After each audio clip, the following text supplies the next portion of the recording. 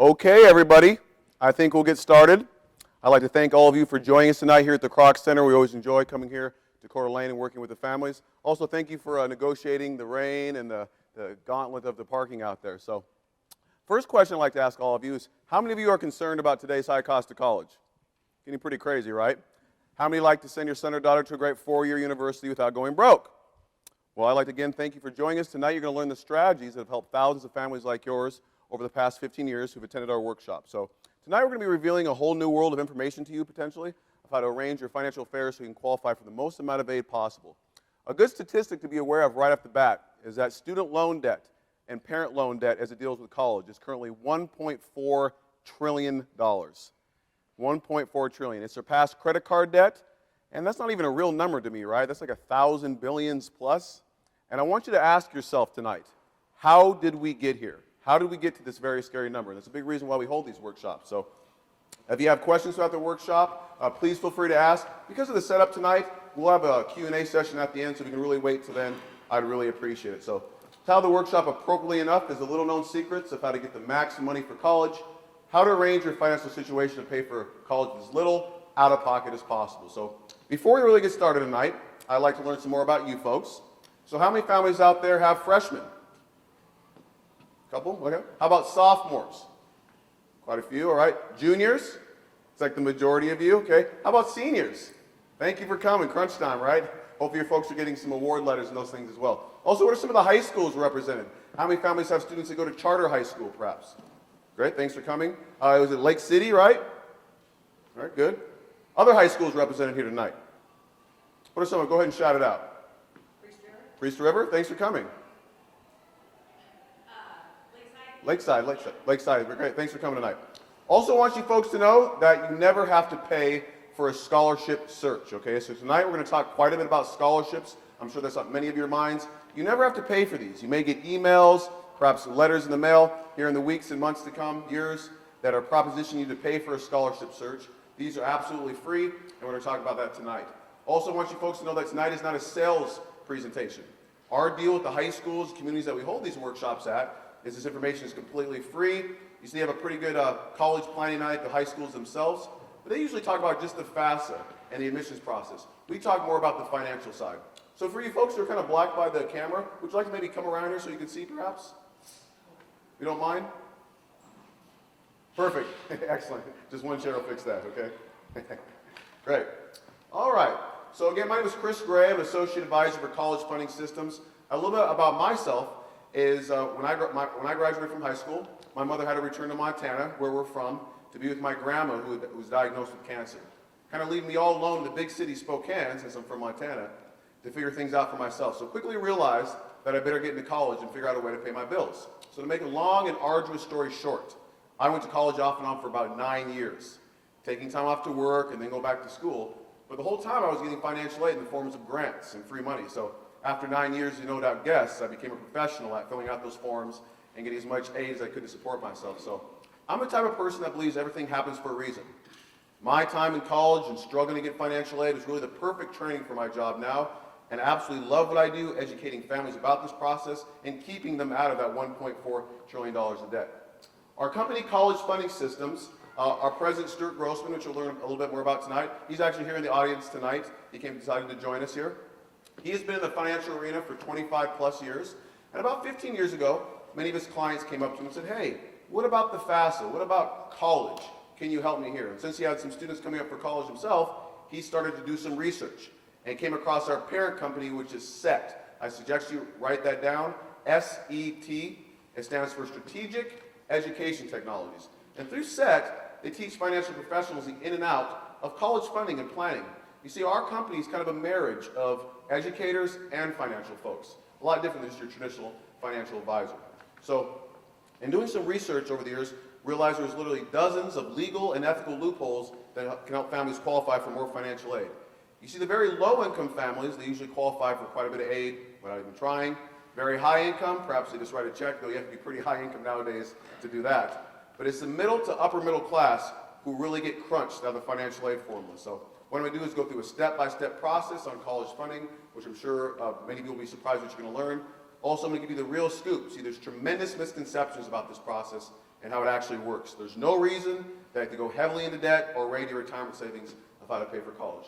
So here's a picture of our main office here. We're located there in the Tapio Center. We actually hold these workshops all across the Northwest. We're the largest college consulting firm. Hold these workshops in Portland, Seattle, Idaho, Boise, even have clients as far as North Dakota and Montana. All right, so over the years, I get to talk to a lot of families, of course, and so a lot of social research. That was one of my favorite classes in college, talking to people and learning from the information and the data. So over the years, we found the 5 biggest mistakes families make are the college loan trap. So tonight we're going to talk quite a bit about loans, different types of loans out there to pay for college. Making assumptions about financial aid. Assumptions can cost you big time. You do not want to have assumptions. Mother of all blunders here, okay? So you want to make sure you get the facts, and I'm glad you folks are here tonight. Financial aid forms, missed deadlines, and overstatement of assets. Big changes have happened with the FAFSA recently. It used to be available in January of the senior year. Now it's available in October of the senior year. So we're going to talk about that and what that means for you folks. Selecting the wrong colleges and career path, and failure to plan ahead. So tonight is a workshop, not a lecture. I'm sure you don't want to hear me talk for a whole hour. So let's go ahead and grab your workshop folders here, and let's review some of these inserts in there, okay? So, of course, we live in the age of Google, and you can pretty much Google anything. So there's lots of good information out there, lots of bad as well, too. So these handouts have been strategically picked to help you folks kind of get started in the right direction. Here's a great bio about myself, our president, Stuart Grossman, on the back. I encourage you to read that. Also, the cameraman there, a bio on him, Steve Minnick, actually a teacher who has joined us not too long ago. And so, again, bringing educators and financial professionals together. A great article that talks about the college game plan and what keeps students and parents up each night. And it's a plan to pay for college. What is your plan to pay for college? Good to start thinking about that. An excellent article. Another article that talks about breaking the 4-year myth of a college degree. Believe it or not, students are going to college for an average of 5.8 years. If you can keep your students on track for 4 years, just think of all the money we'll save right there. And I definitely added to that statistic with my 9 years, right? All right. Another great article that talks about the financial aid formula and how savers are being penalized even more. So in your workshop folder here, there is some note pages. I encourage you to take notes on this. You'll see the green workshop questionnaire, which we'll review in a second. We're going to ask you to turn that in at the end. So the first note I'd like you to take is asset protection allowance. So this article talks about the asset protection allowance. That's the amount of money they allow you to have before they count it against you for financial aid. Once you get above that number, they count your assets against you at 5.6%. So definitely good. We'll talk about that tonight.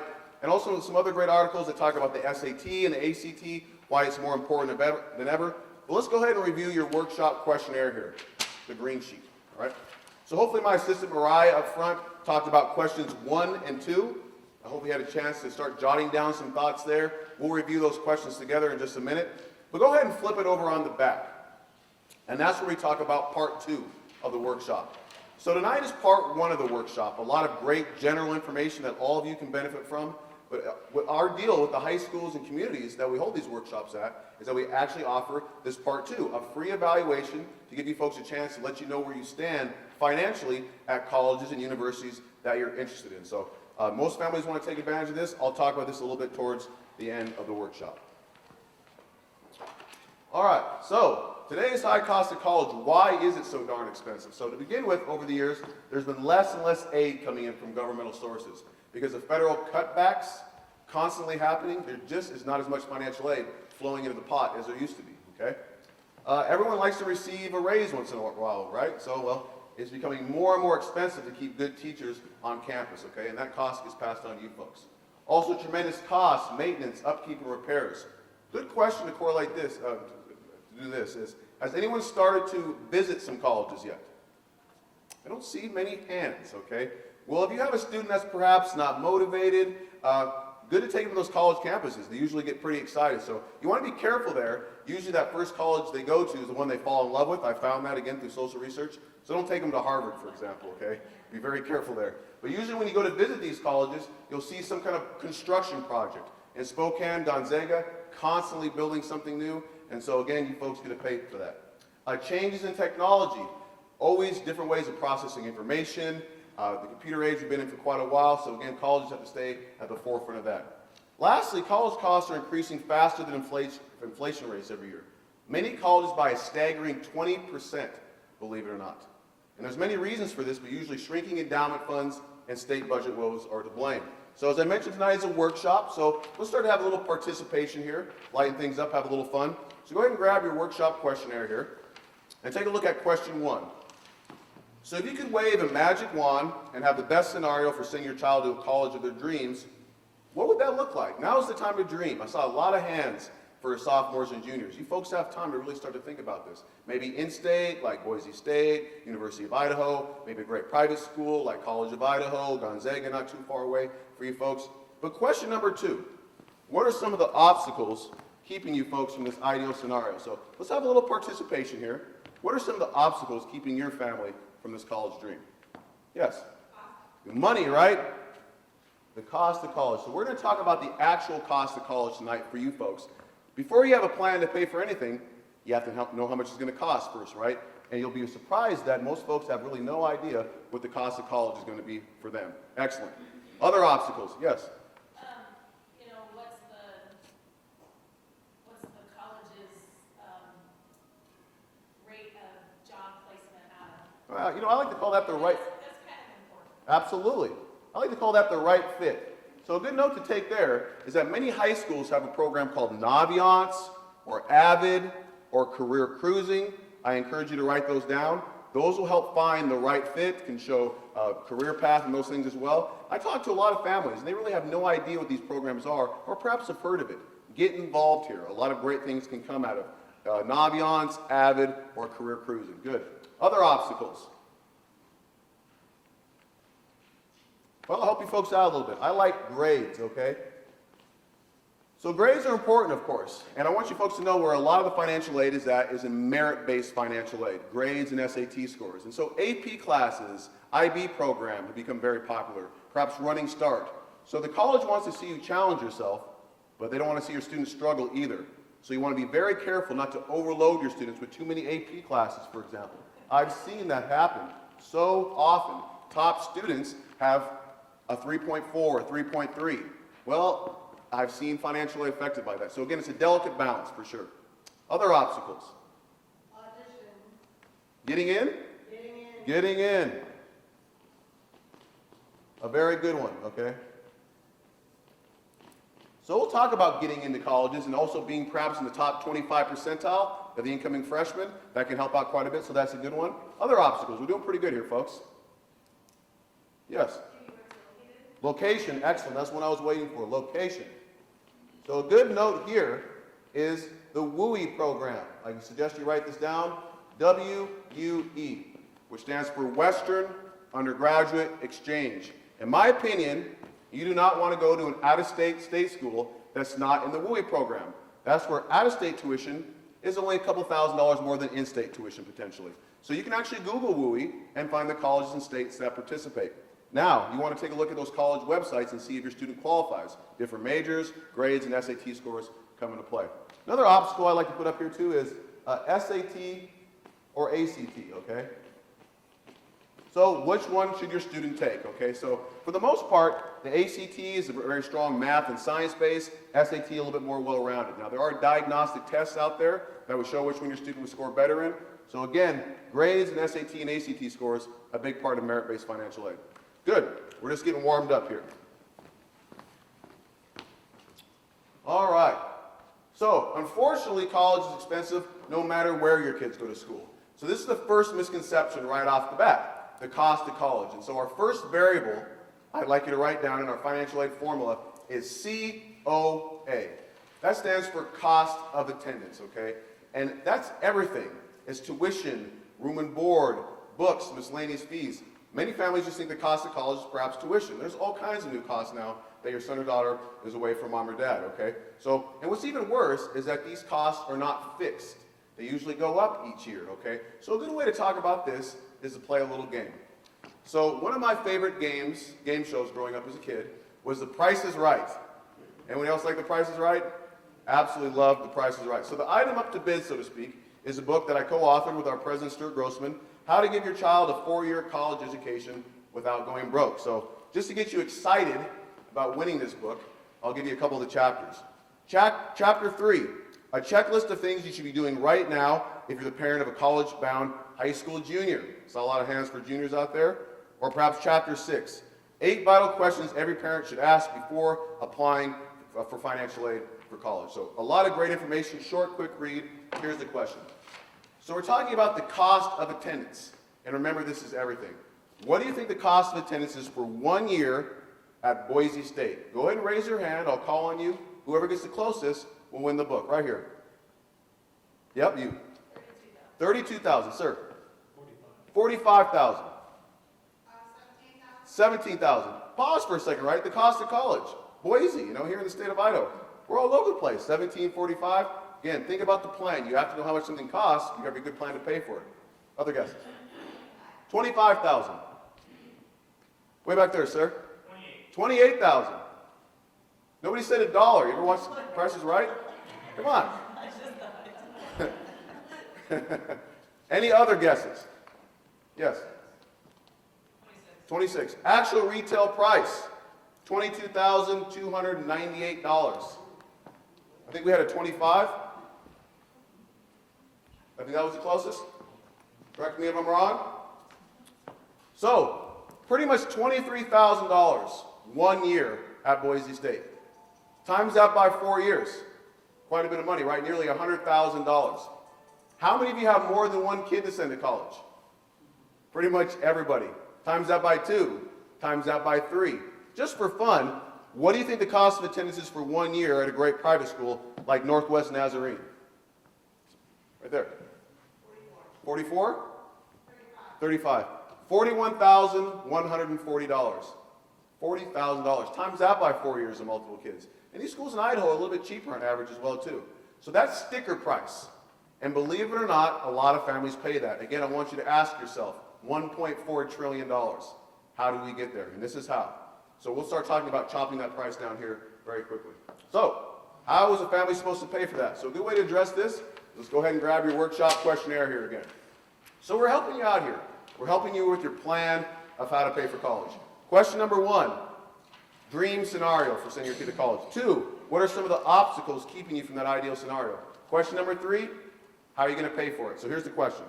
Your child is enrolled and on the way to college, and after exhausting all grants and scholarships, all the scholarships are gone, and financial aid resources, your family is still left with $70,000 in school costs to pay over the next 4 years. So below, there's 6 potential solutions for acquiring these needed funds. So go ahead and rank these 1 to 6. 1 is probably the first place you're going to go to pay for college. 6 you would never touch in a million years. And we'll have a little survey and learn about all these options. So 529s, for example, that's a form of saving, okay? On the question.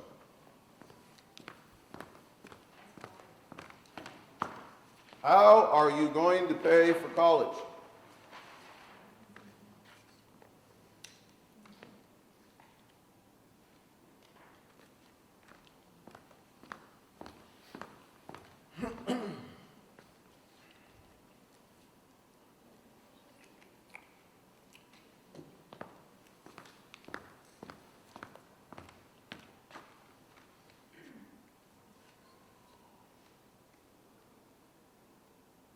All right, well, hopefully you folks had a chance to jot down a couple thoughts. So this is how the survey will take place. Just 1 hand per family. And go ahead and raise your hand for your top 2 choices, okay? So how many families have done a pretty good job of savings and plan right to go to savings to pay for college?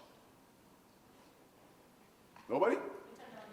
529, yep, for sure. 529. 1? Well, that's a very normal number, let me tell you. It's definitely tough to have all that money saved for college, right?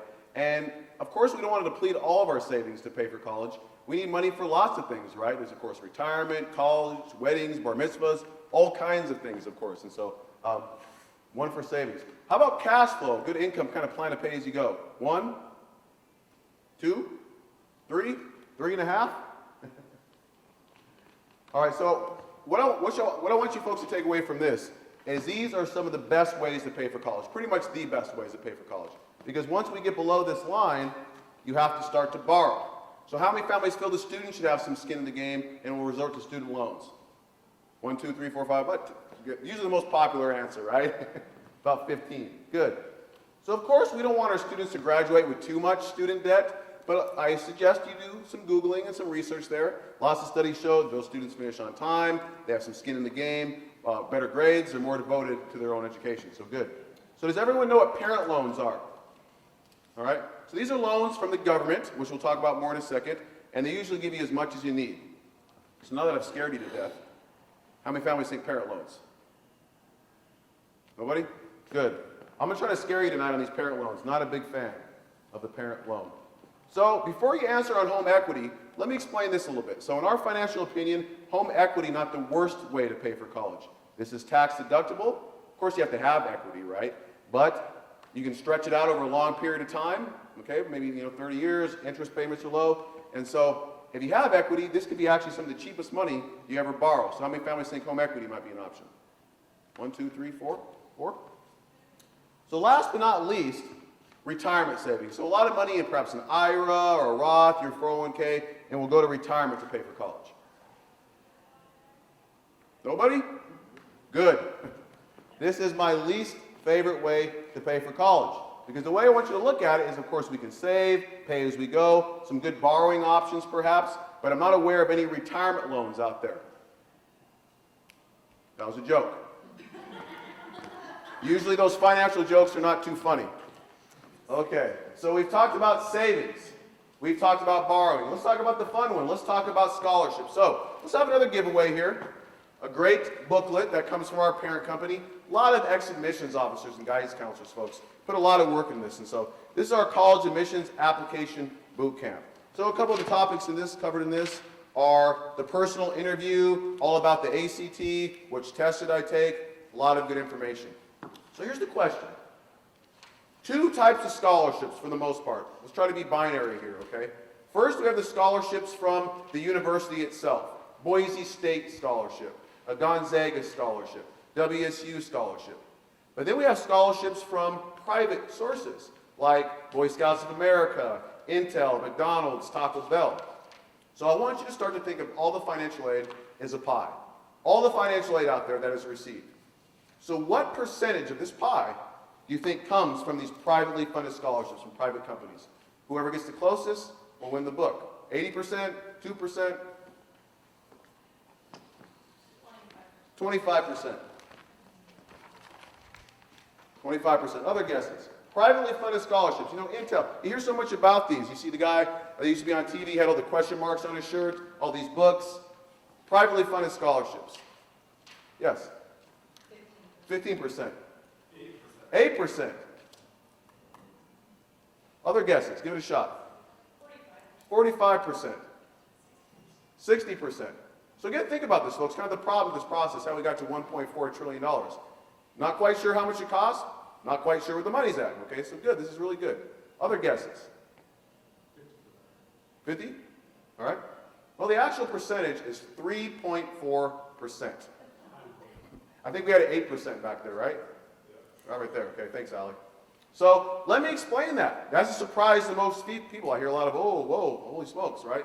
So remember we talked about the cost of college at Boise State? About $23,000 a year, times it by 4 years, about $100,000. Well, with these privately funded scholarships, a student will do a lot of work. An application here, an essay there, maybe get $500, $1,500, maybe about $3,500. Well, these scholarships are not renewable usually. They're only good for 1 year. $100,000, $3,500, about 3.4%. Okay? Going to a cheaper college. And so what I mean by this is perhaps just going to a community college and then transferring, or maybe just going to a state school versus a more expensive private school. And what I'm going to show you folks tonight is that some of these private schools actually have a lot of financial aid and can be very affordable.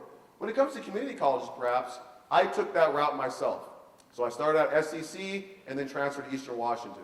And when I finally made it to Eastern, it was a beacon of light. That's when my life changed. I got serious about my education, my grades got better, I was in a great environment, a great learning environment. So some good things to know is that transfer students, on average, they don't get as much financial aid as incoming freshmen. Now, I'm not talking about running start in the high school. I'm talking about starting at the community college and then transferring.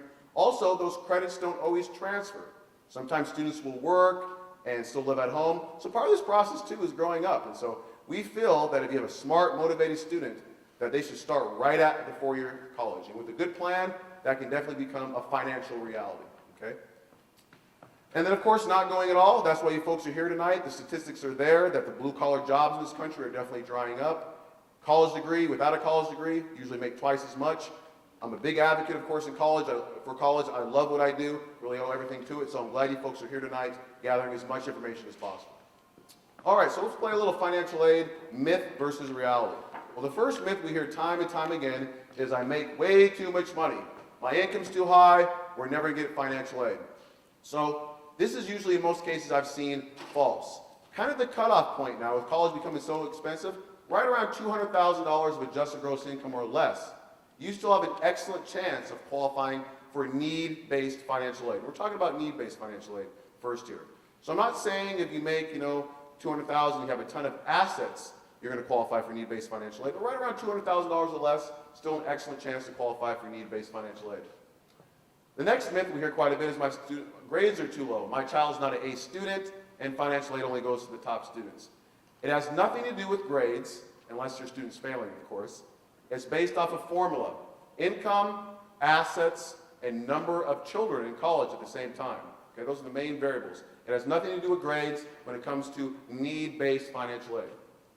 Next one we hear time and time again, and definitely a misrepresentation: aid is only for special groups, minorities, athletes, special talents, and again, it's purely based off a formula: income, assets, number of family members, so get this completely out of your mind. We also hear time and time again that, it's an easy process, you just fill out a form and sit back and wait, and the money will come pouring in. And this is exactly what you should not do. Yes, quick question right there, sir. Yeah, you said two things there. One is based on number of children in college or number of kids at your home. That's part of it too, okay? Number of family members, okay? Number of kids in college, which we'll talk about more in a second, has a huge impact over your EFC, but also number of family members as well too. Excellent. Want to make sure. Absolutely. All right, so again, it's an easy process. You should just kind of sit back and wait, the money will come pouring in. And believe it or not, this is what the college is expecting you're going to do. And it's been happening for a long time. Again, ask yourself, how did we get to $1.4 trillion? You should not do this. If you kind of sit back and let this happen to you, I assure you that you could lose thousands, maybe even tens of thousands of dollars in financial aid. That's out there, that's yours for the asking. If you're taking the time and effort to understand the process and how it works before you go through it. The next one is the college aid office can help. So your students will tell you nightmare stories about the financial aid office at the college. I remember a lot of them myself. First couple days of classes, there's lines around the financial aid office. Everyone's in there trying to get their aid. Now the college financial aid office can be of limited assistance, deadlines and paperwork, but if you're expecting them to help you get more financial aid, you're in trouble there. So a good way to illustrate this is this tax season. Did anyone know that the IRS will fill out your taxes for you for free? Yeah. This is a service they offer. How many people take advantage of that? And why not? We feel it's worth our time and effort to spend 20 hours in front of TurboTax in front of the computer, or pay H&R Block or a CPA to help us out. It's the same thing as going to the college and asking them to help you get more financial aid. They have limited funds to spread around to a lot of kids. They're not going to help you get more money. Okay, so here's the financial aid pie. About $198 billion of tax relief and financial aid out there if you know where to get it. That is a lot of money, folks, okay? So 198 billion, that's what's out there, and about 96 billion, that's what the parents and students are responsible for. So over the years, believe it or not, I've had some parents say, is it really fair that I go after this money when perhaps there's more needy students? You have been paying into these programs for most of your adult lives in tax dollars, and now the time has come to get aggressive and go after this money. There's nothing wrong with going after your fair share. You do not want to be one of those parents who graduates college with hundreds of thousands of dollars in Parent Plus loan debt. So nothing wrong with getting your fair share of the pie. So here's a really good breakdown of the financial aid pie as of 2017. Our big green section here, this is the federal loan program. Student loans, parent loans, okay? But next we have our federal grants. Pell Grants, for example. Anyone receive a Pell Grant? Good. I received lots of hands. Excellent. Great. So I received a Pell Grant as well too. About 12%. The state's 6.6%, and unfortunately shrinking every year. Tuition tax credits about 8.3%. So you can receive a tuition tax credit of right around $2,500 per student for sending your child to college. And so make sure you take advantage of that. The VA, very small slice, but this is what we're going to focus on mostly tonight. Collegiate resources, nearly 20% of a pretty darn big pie. The college. All colleges are not created equal. Some colleges have a lot of financial aid, some don't. Some give you a lot in free money, and some give you a lot in loans, okay? And then we have our private sources, 3.4%. So the main takeaway from this slide, folks, is we see lots of families, they're not quite sure about this process over the years. They spend the majority of their time and effort going after the crumbs, these privately funded scholarships. You want to spend the majority of your time going after the big slice of the pie. That's how you can keep your costs down. Of course, continue to save for retirement and not go heavily into debt. All right, so this is some good stuff here. I suggest you write this down. This is our financial aid formula. Let's really get into some meat and potatoes here. All right, so our first variable is COA we talked about, and that's cost of attendance. Everything. Room and board, tuition, fees, books, the whole shot. So you really have no control over this variable beside where your kid goes to college. And so when you look at the college's website, you want to make sure that all these variables are in there. Tuition, room and board, books, miscellaneous fees, travel expenses. If you have a student that wants to go to Florida, well, you're going to be paying more for transportation, right? And so they have net price calculators on a lot of the websites. I'd be very careful with those net price calculators. So again, you have really no control over this variable beside where your kids go to school.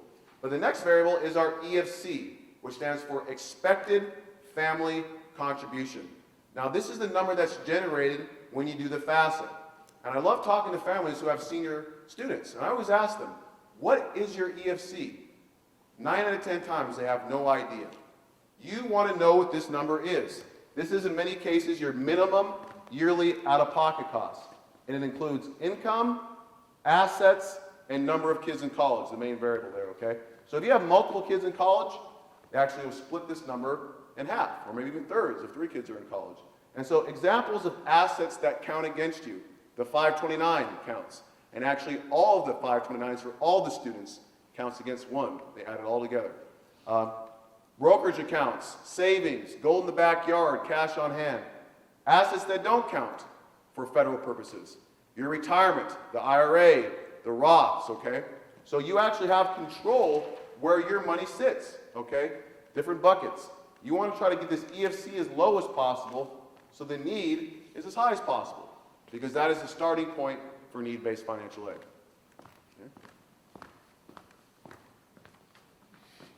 Okay, so families pretty much fall into 3 categories when it comes to college funding. And you want to identify what category you're in. And of course, there's some overlap, of course. But category 1, these are families with total financial need, meaning that their assets and income are so low, you're going to get financial aid regardless of where you go to school. However, very important that everything's filled out on time and correctly, and you pick the right schools, which means they offer more free money and less loans, which we'll talk about in a second. Nothing more heartbreaking than when a family that falls in this category, they make mistakes and end up perhaps not going to college for a year, taking a gap year, just community college. So very important things are done on time and correctly. Category 2, which is the majority of families in our workshops, you will have financial need in some colleges and not the other. And what this means, these families are going to get financial aid depending on which school they choose and how income and assets are positioned prior to getting there. You're either going to get a little bit, a lot, or nothing at all, depending on how you're set up before you go through the process. It makes perfect sense, right? But that is not what's happening. And then, of course, we have category 3 families. These are families who make way too much money, and they're never going to qualify for need-based financial aid. But believe it or not, you folks still have to go through the same process to qualify for what's known as merit-based financial aid, non-need-based aid. So really 2 pots of money, need-based and non-need-based, okay, which we'll talk about more in just a second. So very important to jump through these hoops so you get the merit-based financial aid as well too. And I don't care how much money you make, it's a lot of money to go to college. And so how you pay for college is very important.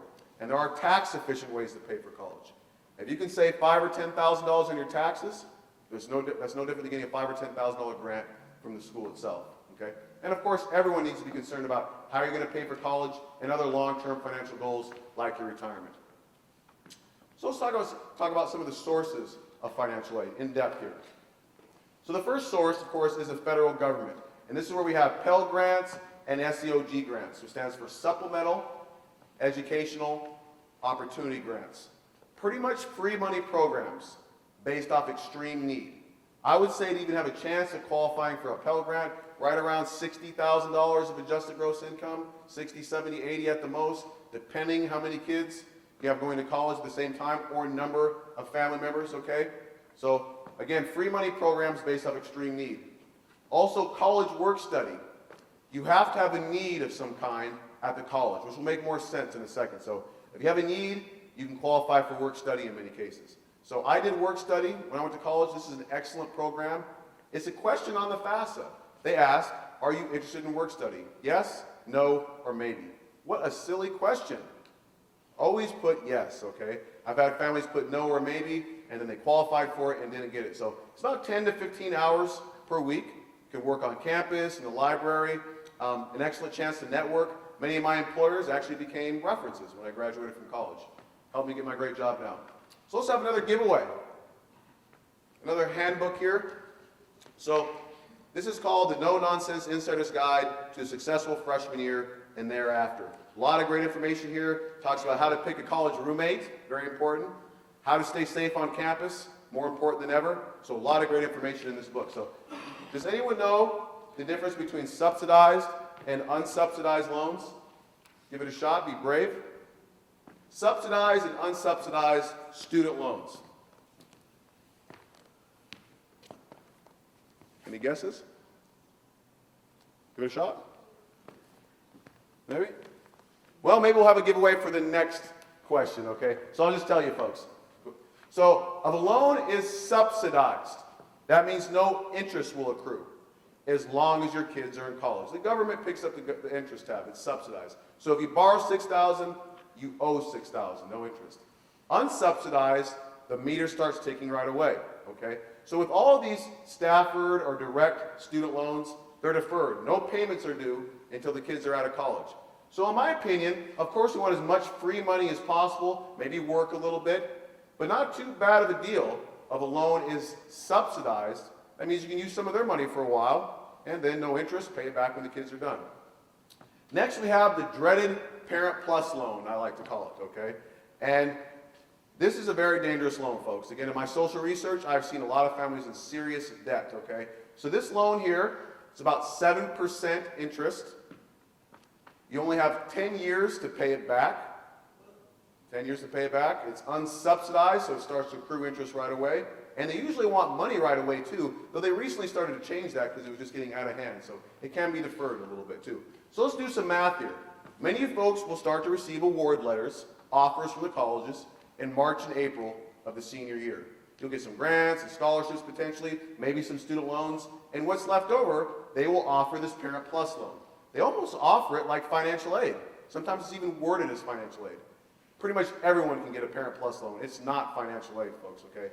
And the college really likes this loan because they get their money very quickly from the federal government. So let's say you borrowed $20,000 to pay for college. 10 years, 7%, it's about $250 a month. That's not too bad, right? Well, you take it out year 1, and year 2, and year 3, and year 4, and you have what's called loan stacking. You end up paying about $1,000 a month, you owe $80,000, ouch. And then child 2 comes up, right? And then parents are pulling their hair out, and that's when a lot of them come to see us. So you want to be very, very careful with this loan, okay? Because there's other options. Remember we talked about home equity? Well, interest rates are still lower than 7%. There's also private student loans, right? So a private student loan is a loan from a big bank, like Wells Fargo, Discover, the credit card company, Sallie Mae. This is a loan that's in the student's name, but the parents have to co-sign on it, okay? Usually 15 to 20 years is the term, so the payments can be a little bit more flexible than that 10 years of the Parent Plus loan. It's unsubsidized, so it starts to accrue interest right away, but it is deferred, okay? So there are other options. This is a last resort, folks, in my opinion, that Parent Plus loan, and you will come in contact with that. I encourage you to do some more research on that Parent Plus loan. Next, we have the state government. Now, here is where there are some special programs for in-state residents. How many students really know what they want to do already? Couple? Good, excellent. Well, a lot of times they'll surprise you and pull a 180, right? So my point is here is there are special programs for teachers, healthcare professionals, minorities, for in-state residents, okay? So I encourage you to contact your state higher education agency for more information. For example, in Washington, there's the STEM program, science, technology, engineering, education, mathematics, where they have some extra opportunity grants, okay?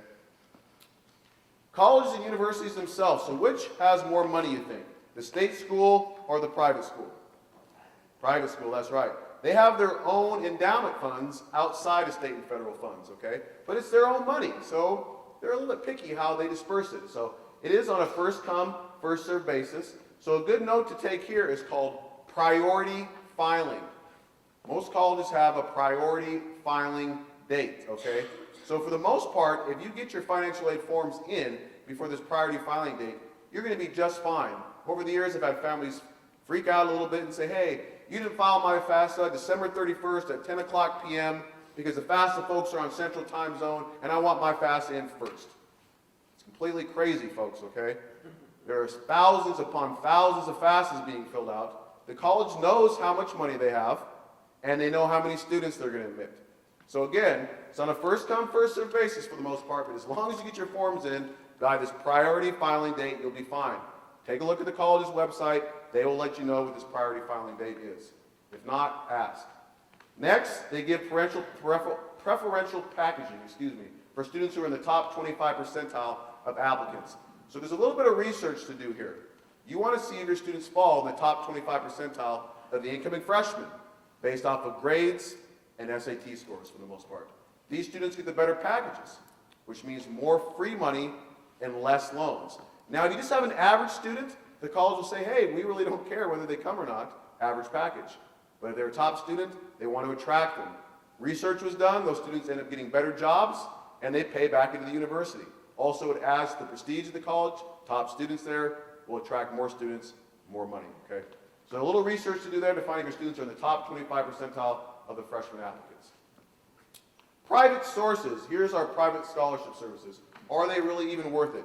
Very small percentage of all the financial aid, but there are some strategies here. Every little bit helps, right? So when it comes to these private scholarships, keep it local first, keep it local, then start to branch out. The national ones are pretty much a lottery shot, worth it if you have some time, okay?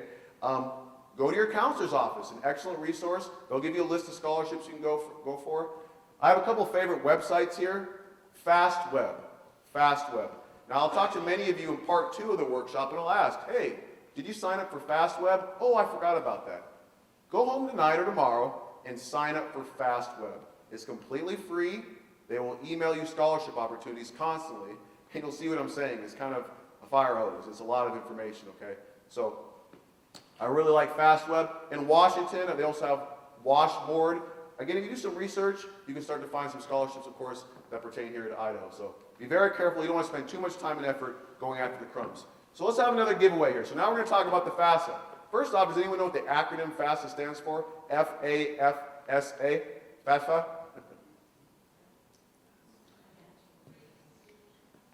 Close. Free application for federal student aid. Free application for federal student aid. So here's the question, though. A lot of FAFSAs being filled out each year. You'd be amazed. Just a federal form, though, shouldn't be too difficult, right?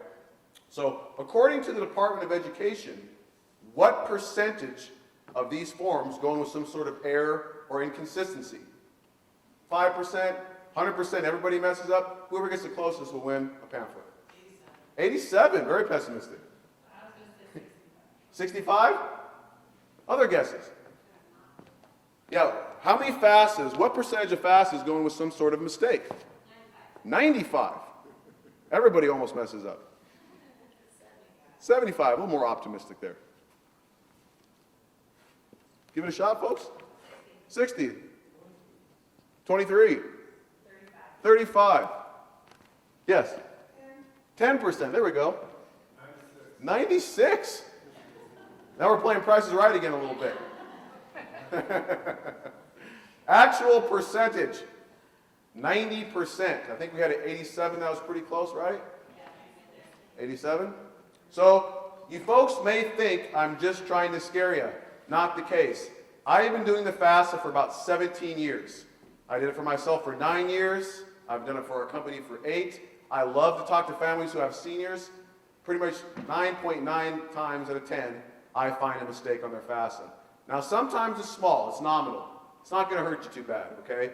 Cause some headaches, perhaps cause a delay, which can hurt for financial aid. Sometimes the mistakes are massive, okay? So the first mistake, the first thing you want to be aware of is the one where they won't even process your form. So 3 variables you want to be aware of and be very careful with. Name, birth date, and social security number. It may seem silly, but I see so many families forget one of these variables, perhaps make a mistake. If you have hyphenated last name, perhaps letters raised, perhaps you're dyslexic, switch things around. If you make a mistake on one of these variables, it creates a ghost person, someone that doesn't even exist, your name with the wrong birthday, etc. This happens to your form. It can cause big problems with your FAFSA ID, which is how you sign the FAFSA. It can create quite a headache, let me tell you. Confirming your identity. Since 9/11, they've really jumped on this quite a bit.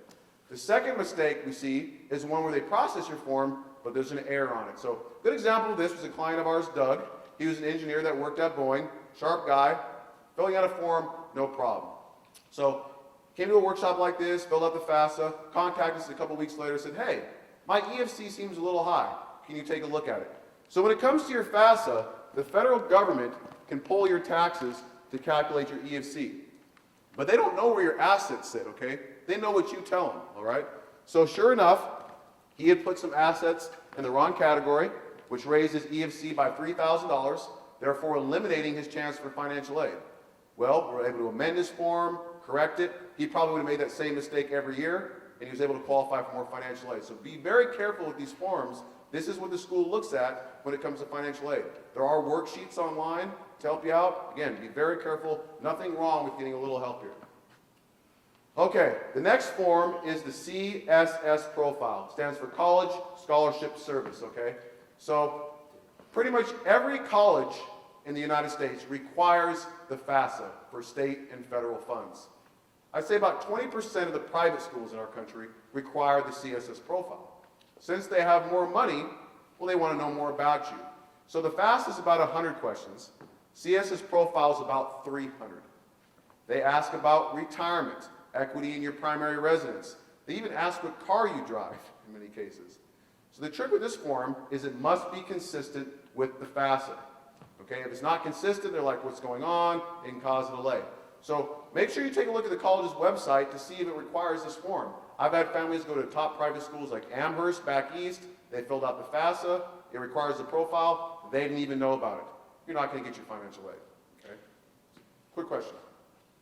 So you said the FAFSA in October 1st, when does that do? Again, it's different for school to school. It's really different. So October 1st is when the FAFSA becomes available, and roughly the same time that the CSS profile comes available as well too. But there are different priority filing dates for these as well. You want to take a look on the CSS profile website and also the college's financial aid website to make sure you're on top of these deadlines.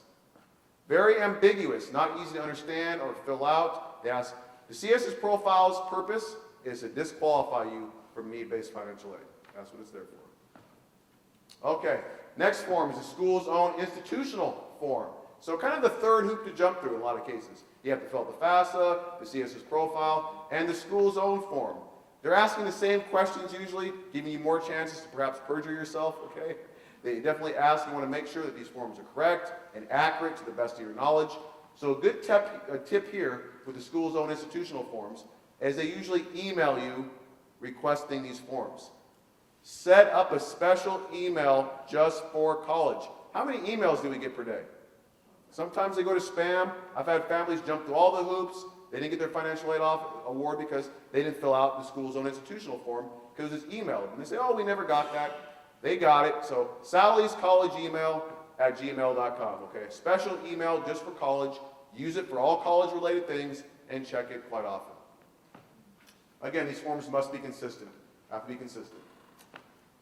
This, additional forms, if you own a business or even divorced or separated, I could give a whole workshop on divorced or separated situations with the FAFSA. Who do you put the forms on, okay?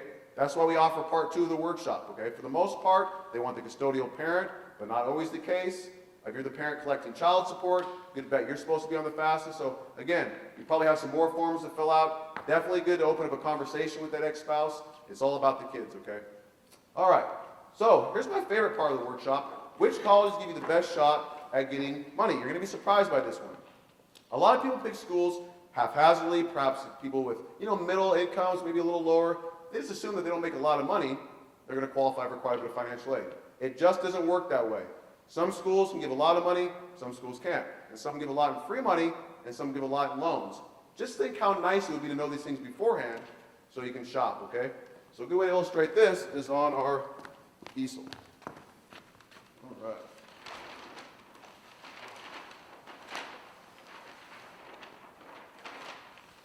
So hopefully everyone can see for the most part.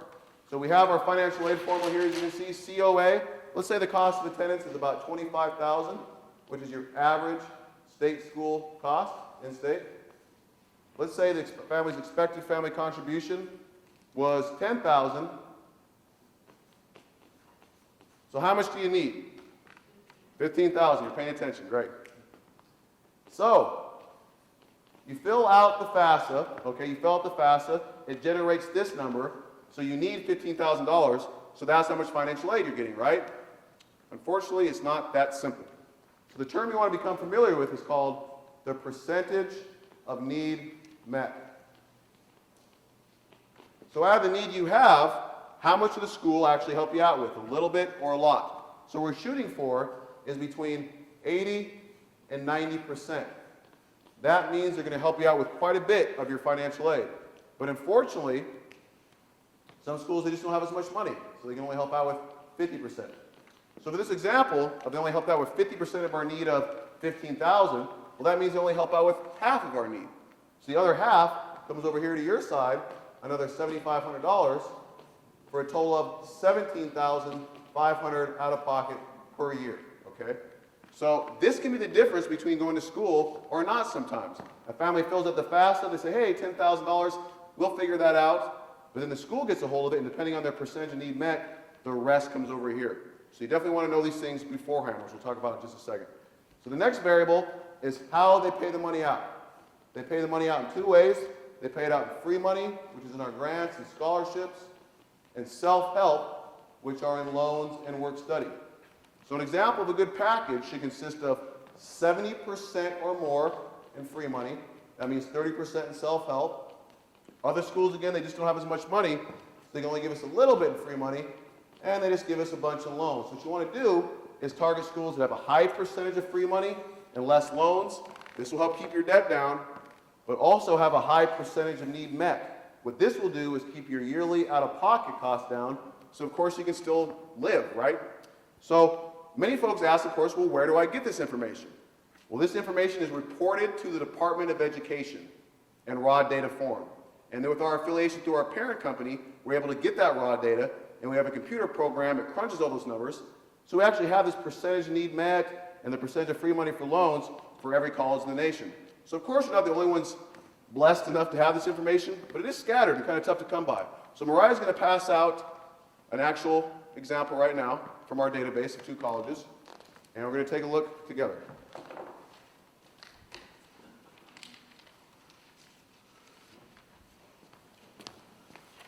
One for you folks. We got one.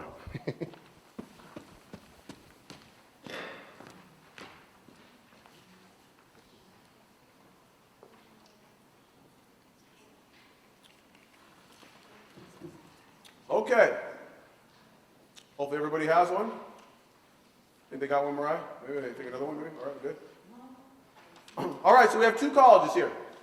We have Northwest Nazarene at $41,000 roughly, and Boise State at $22,298. So of course it costs way more to go to Northwest Nazarene, right? Well, let's take a look. So expected family contribution of $10,000 for each. That means we need $31,000 from Northwest Nazarene, and we need $12,000 from Boise State. But Northwest Nazarene typically meets 79% of need met, with 69% coming in gifts or free money, and 31% in loans, while BSU typically only meets 60% of need met, and 36% in the way of free money, and mostly loans. So looking at the breakdown here, you see gift aid, grants and scholarships of nearly $17,000 from Nazarene, and only about $2,600 from Boise State, $7,000 loans, subsidized loan and work study, and about $4,700 from Boise State. So bottom line, out-of-pocket costs, $16,500 at Northwest Nazarene, and about $15,000 at Boise State. Only about $1,500 difference. So what I want you to take away from this is to not pick colleges based off of sticker price. Do not discount a college because it looks too expensive on paper. You want to find out the percentage of need met and the percentage of free money versus loans. This will open the door to a lot of colleges. Cast the net wide, folks. Look at a lot of colleges and slowly start to weed them down as you get closer to application season, fall of that senior year. All right. Did everyone know that you can actually negotiate with the college over the financial aid they give? Well, believe it or not, you can. Now, this is something I see parents not take advantage of all the time. They just assume that the school is going to give them an award letter, and that's the best they can do. Huge, huge mistake. Some schools will actually misaward you. Some schools purposely under-award, and here's the big one. Schools will compete with other similar priced colleges that are competing, okay? So again, I talk to a lot of families that only have one college in the FAFSA, or they just applied to one school. Well, then they know they got you, okay? You want to cast the net wide and look at a lot of schools, okay? So again, people will negotiate all kinds of things, but not the cost of college. It's in your best interest to know whether or not to accept the first award letter and how to talk to the financial aid office and their terms. Percentage of need met, percentage of free money versus loans. So let's see an example here. Our cost of attendance is $30,000, our EFC is $10,000. That means we need $20,000 to go to this college. We got a university grant of $4,000, work study, a subsidized Stafford loan, a Perkins loan, which is another subsidized loan where no interest accrues. These are all need-based financial aid for the most part, for a total aid of $14,000. Unmet need of $6,000, goes back up to here. So a total of $16,000 a year out of pocket at this school. But we knew based off the school's history that they could do a lot better. So after negotiation, they bumped up the university grant to $6,500. They added a scholar award based off some merit. This happens all the time. We just sent a family to Reed College. We saw that they were a little bit low, went back and negotiated. They upped the offer about $5,000 per year. Times that by 4 years, that's $20,000. The work study and loan stayed pretty much the same for a total aid of $20,000. So again, do not be afraid to go back and negotiate. There's ways to leverage, of course, other schools. It's best to know if it's a good offer or not beforehand. All right, so how you can arrange your finances to qualify for more need-based financial aid by learning the legally established rules. So let me explain how this works. It's perfectly legal and ethical to make use of the formula that will help you folks qualify for more. It's the same thing as tax season. When it comes time for taxes, you of course talk to your CPA or study and research to try to keep your, maximize your deductions and pay less taxes so you have more money for yourself. Well, you're doing the same thing with the financial aid formula. So a good way to illustrate this is with a real life example from a client of ours from years ago that loves us to tell his story because we saved him a lot of money. So his name was Steve, and he had a daughter who was a junior at Gonzaga Prep. I'll kind of explain this to you folks if you can't see it. He had a daughter who was a junior at Gonzaga Prep and a daughter who was a sophomore at Gonzaga University. Well, he was a handyman in town, and so he only made about $57,000 for his income. So he should have qualified for quite a bit of financial aid. But he had a lot of money in countable assets, about $200,000. Now, he was counting on that money for retirement and other things as well. College doesn't see it that way. They see that as their money. So his EFC was right around $27,000. So here's a guy that makes about $57,000 per year, and they're saying he can pay at least $27,000 a year for college. Ouch, right? They're going after this money right here. They see that, okay? Well, that's his assets. He had assets countable of $200,000, income of $57,000. What? We were able to move some things around, reposition his assets, and get his EFC down to $8,500, which allowed him to qualify for $18,500 more per aid per year. So his daughter, who was a junior at Gonzaga Prep, when she came up, she got more, and his daughter, who was currently in college, got more as well, too. So of course he didn't get all this, depending on the school's percentage of need met and free money to loans, but he got more. You times it by 4 years, it was a lot of money. So I'm sure many of you are wondering, well, what do we do to do this, of course? And this is a big reason why we offer part 2 of the workshop, because this is so different for every family. It's financial malpractice to pretty much say, hey, you take your savings account and stick it here, or vice versa, before you really know some financially. So it's a big reason why we offer part two. I would say, if your income is $200,000 or less, and you have a lot of countable assets, you have an excellent chance to adjust your EFC and potentially qualify for more, okay? Times it by 4 years, it could be quite a bit of money. Maybe it's just temporary moves, all right? So again, lots of ways to reduce that EFC so you can qualify for more financial aid. Okay, so what if you make way too much money and you're never ever going to qualify for need-based financial aid? Well, believe it or not, you still have to go through the same process to get the merit-based financial aid, the non-need-based. A good example of this is a doctor client. He came to a workshop just like this. Smart guy, just trying to gather information.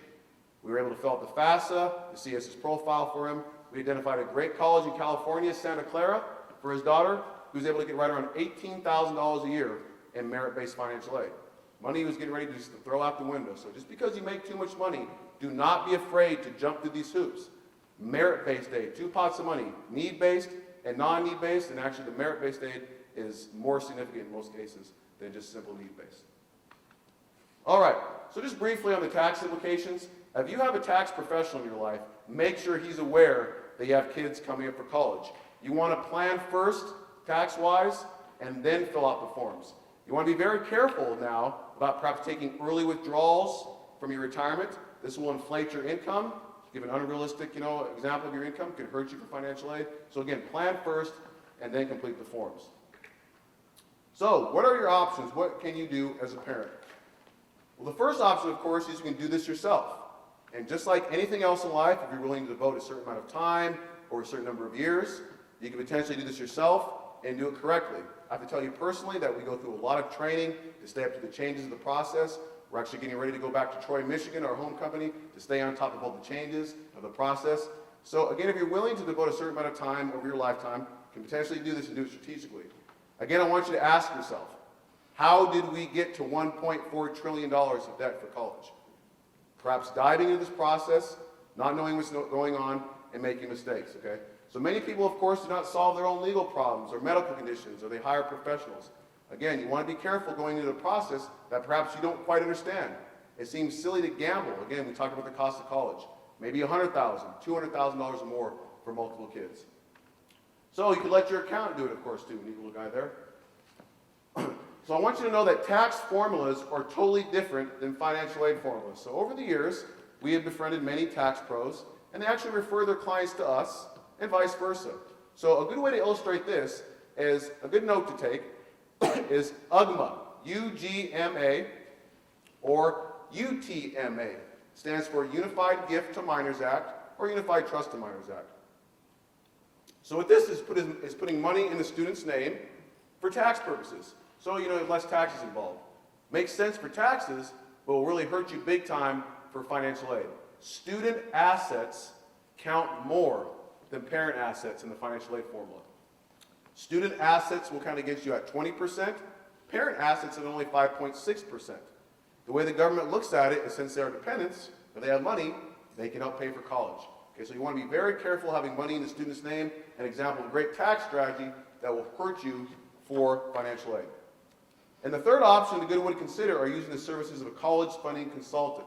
Now, this is kind of a specialized niche in the financial industry. Educators that work with college, but also well-versed in financial planning. So a very small number of people, of course, do this in the Northwest, but if you find one of these people, you want to make sure you check out who they are. You want to make sure they understand how the formulas work, they know how to negotiate, they understand how to fill out the forms correctly, and all the little intricacies of the financial aid formula. So like Steve here, you can potentially lower your EFC and qualify for more. Finding one of these people could potentially help you qualify for quite a bit more financial aid. So the questions you want to ask are, first and foremost, what exactly what they will do for you. Any funding specialist worth their salt should do the minimum the following at a very minimum. Again, be very well versed in income and asset strategies, knowing how to, again, maximize need-based financial aid by setting yourself up correctly in the financial aid formula. Also, having a database. This is very powerful. Having a database, this will allow you to shop for colleges that have more free money and less loans. Also, knows how to fill out the forms properly. And again, it's just a form, but it's what goes on the form. And so making sure that's done correctly.